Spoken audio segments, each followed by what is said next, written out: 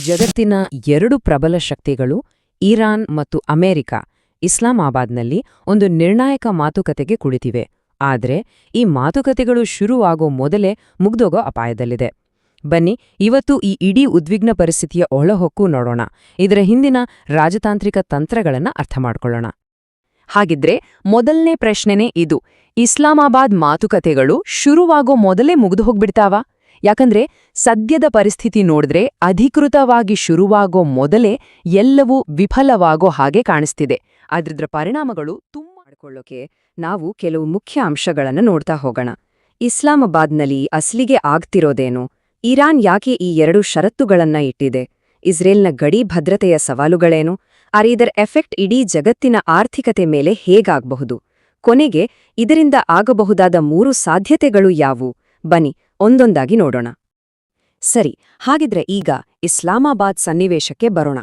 ಇಲ್ಲಿ ಏನಾಗ್ತಿದೆ ಅಂದ್ರೆ, ಒಂದು ತುಂಬಾನೇ ದುರ್ಬಲ, ಅಂದ್ರೆ ಎಲ್ಲೂ ಬರದಿರದ ಒಂದು ಕದನ ವಿರಾಮ ಜಾರಿಯಲ್ಲಿದೆ. ಆದ್ರೆ ಅದು ಅಕ್ಷರಶಃ ಒಂದು ದಾರದ ಮೇಲೆ ನಿಂತಿದೆ. ಈ ಇಡೀ ಆಟದಲ್ಲಿ ಇರೋ ಮುಖ್ಯ ಪಾತ್ರಧಾರಿಗಳು ಅಂದ್ರೆ, ಒಂದು ಕಡೆ ಇರಾನ್ ಆರ್ ಅಮೆರಿಕ, ಇನ್ನೊಂದು ಕಡೆ ಇಸ್ರೇಲ್ ಆರ್ ಹೆಜ್ಬುಲ್ಲಾ ಕೂಡ ಇವೆ. ಅವಕ್ಕೂ ತಮ್ಮದೇ ಆದ ಗಟ್ಟಿ ಹಿತಾಸಕ್ತಿಗಳಿವೆ. ಇವೆಲ್ಲದರ ಮಧ್ಯೆ ಪಾಕಿಸ್ತಾನ ಸಿಕ್ಕೊಂಡಿದೆ. ಅದು ಅಮೆರಿಕದ ನಿರೀಕ್ಷೆಗಳನ್ನ ಪೂರೈಸಬೇಕು, ಜೊತೆಗೆ ಈ ಕ್ಲಿಷ್ಟಕರವಾದ ಮಾತುಕತೆಯನ್ನ ನಡೆಸ್ಕೊಡ್ಬೇಕು. ತುಂಬಾನೇ ಸೂಕ್ಷ್ಮವಾದ ಜವಾಬ್ದಾರಿ. ಇಲ್ಲಿ ಒಂದು ಇಂಟ್ರೆಸ್ಟಿಂಗ್ ವಿಷಯ ಏನಂದ್ರೆ, ಇರಾನ್ ಮಾತುಕತೆಗೆ ಕೂರೋ ಮೊದಲೇ ತನ್ನದೇ ಆದ ಷರತ್ತುಗಳನ್ನು ಮುಂದಿಟ್ಟಿದೆ. ಇದು ಮಾತುಕತೆ ಶುರುವಾಗೋ ಮೊದಲೇ ಇಡೀ ಚರ್ಚೆಯ ಮೇಲೆ ಹಿಡಿತ ಸಾಧಿಸೋ ಒಂದು ಪ್ರಯತ್ನ.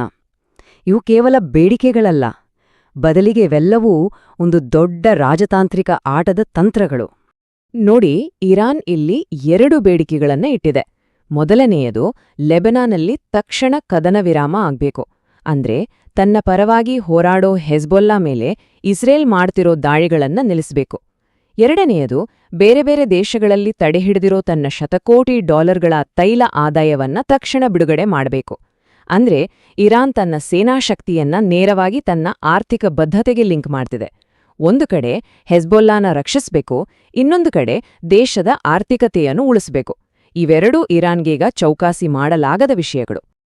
ಹಾಗಿದ್ರೆ ಈ ಸ್ಥಗಿತಗೊಳಿಸಿದ ಆಸ್ತಿಗಳು ಅಂದ್ರೆ ಫ್ರೋಜನ್ ಅಸೆಟ್ಸ್ ಅಂದ್ರೆ ಏನು? ಇದು ಬೇರೇನೂ ಅಲ್ಲ, ಅಂತಾರಾಷ್ಟ್ರೀಯ ನಿರ್ಬಂಧಗಳಿಂದಾಗಿ ಬೇರೆ ದೇಶಗಳ ಬ್ಯಾಂಕ್ಗಳಲ್ಲಿ ಇರಾನಿನ ಶತಕೋಟಿಗಟ್ಲೆ ತೈಲದ ಹಣ ಸಿಕ್ಕಾಕೊಂಡಿದೆ. ಆ ಹಣ ಇರಾನ್ಗೆ ವಾಪಸ್ ಬಂದ್ರೆ ಮಾತ್ರ ಅದರ ಆರ್ಥಿಕತೆ ಸ್ಥಿರವಾಗೋಕೆ ಸಾಧ್ಯ. ಅದಕ್ಕೆ ಇದು ಇಷ್ಟೊಂದು ಮುಖ್ಯ. ಇದನ್ನ ಹೀಗೆ ಅರ್ಥ ಮಾಡ್ಕೊಳ್ಬೋದು: ಇರಾನ್ ಒಂದು ದೊಡ್ಡ ಕಂಪ್ನಿಯೇ ಹೆಡ್ ಆಫೀಸ್ ಇದ್ದಾಗೆ, ಹೆಜ್ಬೊಲ್ಲಾ ಅದರ ಅತ್ಯಂತ ಶಕ್ತಿಶಾಲಿ ಇಂಟರ್ನ್ಯಾಷನಲ್ ಬ್ರಾಂಚ್ ಇದ್ದಾಗೆ. ಸೊ ಹೆಜ್ಬೊಲ್ಲಾನ ರಕ್ಷಿಸೋದು ಇರಾನ್ಗೆ ತುಂಬಾನೇ ಮುಖ್ಯ. ಯಾಕಂದ್ರೆ ಮಧ್ಯಪ್ರಾಚ್ಯದಲ್ಲಿ ಇರಾನ್ಗೆ ನೇರವಾಗಿ ಸಿಗಿದ ಪ್ರಭಾವ ಸೇನಾಬಲವನ್ನ ಹೆಜ್ಬೊಲ್ಲಾ ಕೊಡುತ್ತೆ. ಸೊ ಈ ಷರತ್ತುಗಳ ಮೂಲಕ ಇರಾನ್ ಏನ್ ಸಾಧಿಸೋಕ್ ನೋಡ್ತಿದೆ? ಮೊದಲನೇದಾಗಿ ತನ್ನ ಚೌಕಾಶಿ ಶಕ್ತಿಯನ್ನ ಹೆಚ್ಚಿಸ್ಕೊಳ್ಳೋದು. ಎರಡನೇದು, ಮಾತುಕತೆಗೆ ಒಂದು ದುರ್ಬಲ ಸ್ಥಾನದಿಂದ ಬರೋದನ್ನ ತಪ್ಸೋದು. ಮೂರನೇದು, ದೇಶದೊಳಗಿನ ಆರ್ಥಿಕ ಒತ್ತಡವನ್ನ ಕಡಿಮೆ ಮಾಡೋದು. ಕೊನೆಯದಾಗಿ ತನಗೆ ಅತ್ಯಂತ ಮುಖ್ಯವಾದ ಹೆಜ್ಬೊಲ್ಲಾನ ಕಾಪಾಡ್ಕೊಳ್ಳೋದು. ಇದು ಕೇವಲ ಮಾತುಕತೆಯಲ್ಲ, ಇರಾನ್ ಪಾಲಿಗೆ ಇದೊಂದು ಅಸ್ತಿತ್ವದ ಹೋರಾಟ. ಇರಾನಿನ ಬೇಡಿಕೆಗಳ ಬಗ್ಗೆ ನೋಡಿದ್ವಿ, ಆದ್ರೆ ಈ ಬೇಡಿಕೆಗಳು ಇಸ್ರೇಲ್ಗೆ ಹೇಗೆ ಒಂದು ನೇರ ಭದ್ರತಾ ಸವಾಲಾಗುತ್ತೆ ಅಂತ ನೋಡೋಣ. ಇಲ್ಲಿ ಕೇವಲ ರಾಜಕೀಯ ಮಾತ್ರವಲ್ಲ, ಭೂಗೋಳ ಕೂಡ ಒಂದು ದೊಡ್ಡ ಪಾತ್ರ ವಹಿಸುತ್ತೆ. ಇಲ್ಲಿರೋ ದೊಡ್ಡ ಸಮಸ್ಯೆ ಏನು ಅಂದ್ರೆ, ಇಸ್ರೇಲ್ಗೂ ಇರಾನ್ಗೂ ಮಧ್ಯೆ ಸಾಕಷ್ಟು ದೂರವಿದೆ. ಆದ್ರೆ ಲೆಬನಾನ್ ಹಾಗಲ್ಲ, ಅದು ಇಸ್ರೇಲ್ನ ಉತ್ತರ ಗಡಿಗೆ ತಾಗಿಕೊಂಡೇ ಇದೆ. ಅಲ್ಲಿ ಯಾವುದೇ ನೈಸರ್ಗಿಕ ತಡೆಗೋಡೆ ಅಥವಾ ಬಫರ್ ವಲಯ ಇಲ್ಲ. ಇದೇ ಕಾರಣಕ್ಕೆ ಇಸ್ರೇಲ್ನ ಉತ್ತರ ಭಾಗದ ಜನ ಯಾವಾಗ್ಲೂ ಒಂದು ಅಭದ್ರತೆಯಲ್ಲೇ ಬದುಕ್ತಾರೆ. ಇದು ಸರ್ಕಾರದ ಮೇಲೆ ದೊಡ್ಡ ಒತ್ತಡವನ್ನ ಸೃಷ್ಟಿಸುತ್ತೆ. ಈ ಟೇಬಲ್ ನೋಡಿ, ಇದು ಪರಿಸ್ಥಿತಿಯನ್ನ ಸ್ಪಷ್ಟವಾಗಿ ತೋರಿಸುತ್ತೆ. ಒಂದು ಕಡೆ ಹೆಜ್ಬುಲ್ಲಾ ಬಳಿ 16,000 ರಾಕೆಟ್ಸ್ಗಳಿವೆ, ಇಸ್ರೇಲ್ನ ಯಾವುದೇ ಮೂಲೆಗೆ ದಾಳಿ ಮಾಡಬಲ್ಲ ಸಾಮರ್ಥ್ಯ ಇದೆ. ಇನ್ನೊಂದು ಕಡೆ ಇಸ್ರೇಲ್ಗೆ ತನ್ನ ಗಡಿ ಸಮೀಪದ ಜನರನ್ನ ರಕ್ಷಿಸೋಕೆ ಒಂದು ಸುರಕ್ಷಿತ ಬಫರ್ ವಲಯ ಬೇಕೇ ಬೇಕು.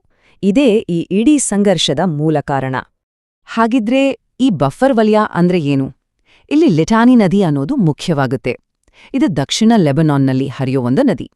ಇಸ್ರೇಲ್ನ ಬೇಡಿಕೆ ಏನಂದ್ರೆ, ಹೆಜ್ಬೊಲ್ಲಾ ಪಡೆಗಳು ಈ ನದಿಯ ಉತ್ತರಕ್ಕೆ ಹೋಗ್ಬೇಕು, ಅದನ್ನ ದಾಟಿ ಈಚೆ ಬರಬಾರ್ದು. ಹೀಗೆ ಮಾಡಿದ್ರೆ ಒಂದು ಬಫರ್ ವಲಯ ಸೃಷ್ಟಿಯಾಗುತ್ತೆ ಅನ್ನೋದು ಇಸ್ರೇಲ್ನ ಲೆಕ್ಕಾಚಾರ. ಇದೇ ಅವರ ರಕ್ಷಣಾ ತಂತ್ರದ ಕೇಂದ್ರಬಿಂದು. ಸರಿದ್ರೆ ಇದು ಬರೀ ಇರಾನ್ ಇಸ್ರೇಲ್ ನಡುವಿನ ಸಮಸ್ಯೆ ಅನ್ಸುತ್ತೆ, ಆದ್ರೆ ಖಂಡಿತ ಅಲ್ಲ.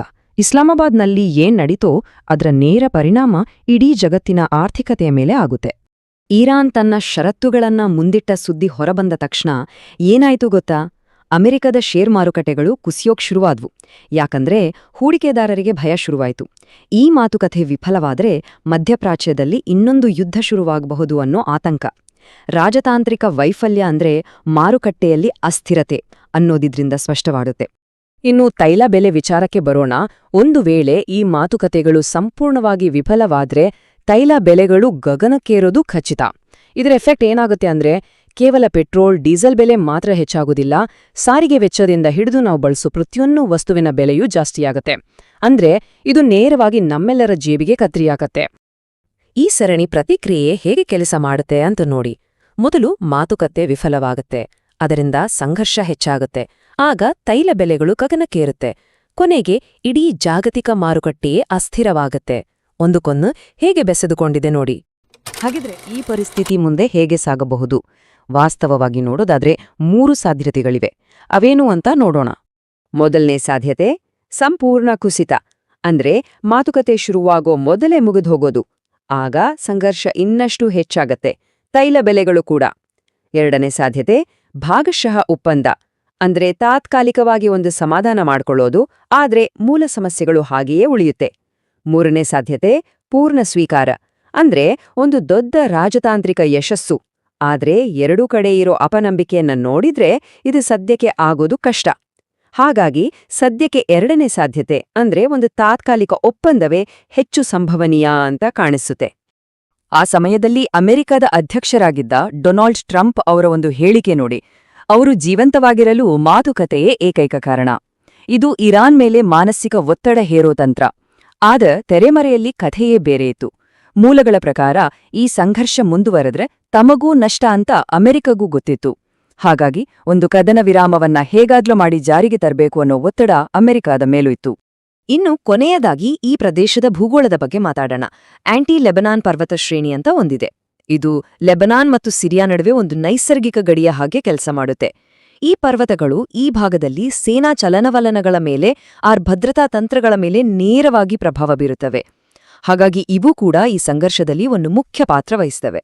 ಹಾಗಿದ್ರೆ ಇಷ್ಟೆಲ್ಲ ನೋಡಿದ್ಮೇಲೆ ಒಂದು ಕೊನೆಯ ಆದ್ರೆ ಬಹಳ ಮುಖ್ಯವಾದ ಪ್ರಶ್ನೆ ಉಳಿಯುತ್ತೆ. ಒಂದು ಮಾತುಕತೆಯಲ್ಲಿ ಯಾರೊಬ್ಬರಿಗೂ ಇನ್ನೊಬ್ಬರ ಮೇಲೆ ನಂಬಿಕೆ ಇಲ್ಲ ಅಂದಾಗ ಅಲ್ಲಿ ಒಂದು ಶಾಶ್ವತವಾದ ರಾಜಿ ಅನ್ನೋದು ನಿಜವಾಗ್ಲೂ ಸಾಧ್ಯನಾ?